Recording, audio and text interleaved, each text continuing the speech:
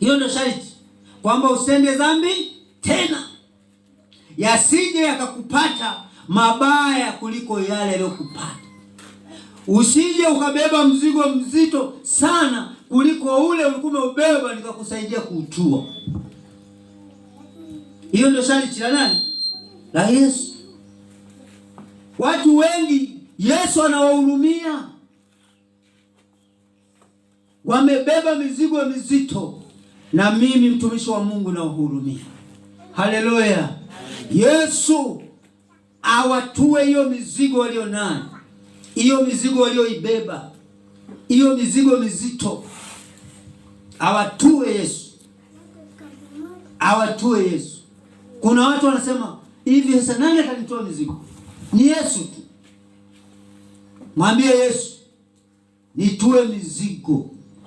Mwambie, mlilie, tua mzigo nilionao Yesu. Nimebeba mzigo mzito. Mzigo mzito nimebeba, nilibebeshwa na bibi yangu, nilibebeshwa na babu yangu, nilibebeshwa na shangazi. Alinibebesha kwa nguvu ya maagano. Alinibebesha akaniapisha kwenye mti mkubwa. Historia inasema niliapishwa kwa kupitia moto. Huu mzigo unanitesa. Yesu atasikia, atakutua mzigo.